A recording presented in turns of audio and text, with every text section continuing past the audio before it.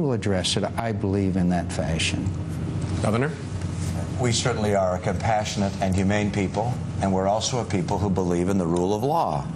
And we know there are people, millions of people, who are waiting in line patiently to be able to come to this country.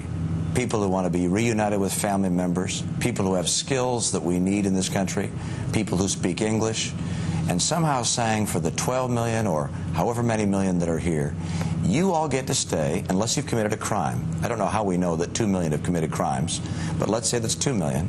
You all get to stay, get a job, pay $5,000, and you'll all get to stay in this country for the rest of your life.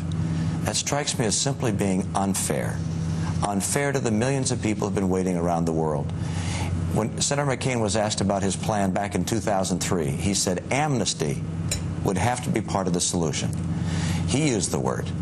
And I believe that amnesty in any form, whether technically amnesty or just de facto amnesty or generally amnesty, it just doesn't work. The reason is it attracts more people to do the same thing that the people in the past have done. It says, let's go to America. We know we're going to get to stay forever. It's simply the wrong approach. We welcome people to get in line with everybody else, but there should be no special pathway, no special privilege to remain in this country for the rest of their life. In 2005, not that long ago, I think it was 2005, Governor Romney, when told about the plan, said it was reasonable and, quote, not amnesty.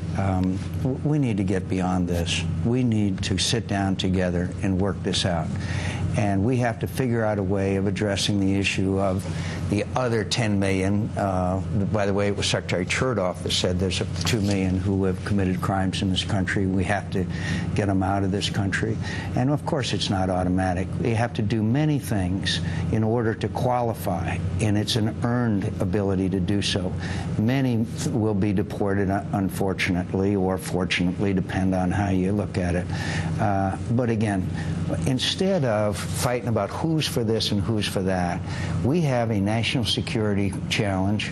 We have an issue that's de facto amnesty because of the 12 million people who are still here illegally. And we need to sit down together, and the kind of conversation the rest of us had last night about how we can come up with a real solution and address it in a way that we can be proud of at the end of the day. Governor Huckabee, at an earlier debate, you had a memorable exchange with Governor Romney about your plan that would have allowed the children of illegals in-state tuition to college. And at the time you said we shouldn't punish children for the actions of their parents. On the other hand, shortly after that, you came out with a very tough immigration plan which mandates that all illegals must leave the country and return to their home within 120 days if they want to become legals. Aren't you, in effect, in that plan punishing those very children that you said you didn't want to punish? Not at all, because as long as those children are here and people question their authenticity for being here, they live in the shadows. They live hiding. No person living in the United States of America, Chris, ought to live in the shadows, ought to live in fear, ought to hide. The beauty of this country is we live with our heads up. We live with dignity. We live with pride. We live with honor. And as long as people are living illegally, they can't.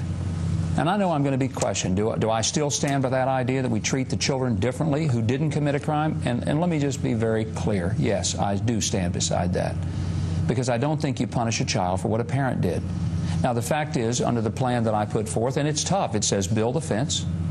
It does say after you have a fence, I believe built by American laborers with American material, people should be asked to go back and get in the back of the line. The only place to get in the back of the line is in their home country. There's no line here. How about the kids in school? Them too or not? Mitt, I'm talking to Chris right now, if you don't mind. But that is actually a question I was going to ask. Well, you can ask it, but, you know, I've decided that you're the moderator of the debate, not Mitt. He's tried to engage me in this, and I appreciate you very much, but I believe I'll let Chris be the moderator here. What about the children in school? Well, here's the point. If the families go back, they're going to take their children with them. Right.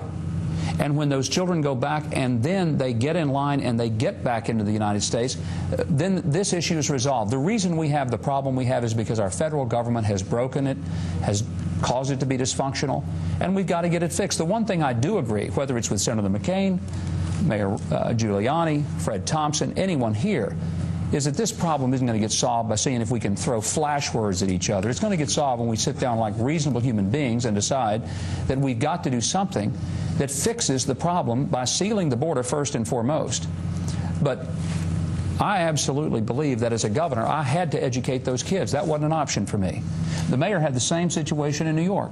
By law, you educate children. And also, it doesn't make sense to turn kids out on the street, because then you're going to end up with a much bigger problem than Governor, the education cost. I'm going to give you 30 seconds because Okay. we need to move on. But 30 seconds. If you have the child of an illegal immigrant and he is in high school in Little Rock, and now under the President Huckabee's plan, he and his family all have to move back to Mexico, aren't you punishing that kid? He's a sophomore in high school, and now he's been dragged out of Little Rock, and he's living in I guess his parents Tijuana. could leave him there if he's a senior in high school, but I think most families, particularly if you understand about most of the immigrant families, they're family-loving people. These are not people that want to split their families up. They want to keep their families together. They come here for their families, Chris. They come here so their kids will have an opportunity. They come here so their kids will have groceries to eat.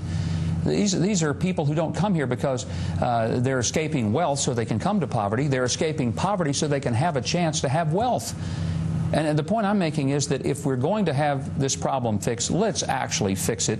And all the rhetoric that we've thrown out about who's more for amnesty and who's less for amnesty, I mean, a lot of that's pure nonsense. What we need to do is say, seal the border, have a plan to get in the back of the line, no free rides. We won't have amnesty, and I think every one of us here, including John McCain, agrees with that. Get a system that we can live with, and then let's don't ever make this mistake again. We all love to invoke the name of Ronald Reagan. Let's not forget, with all due respect, Ronald Reagan was the one who signed the amnesty bill back in the 80s that's given us the mess now. We all love him. We all want to be like him. But even Ronald Reagan can make mistakes.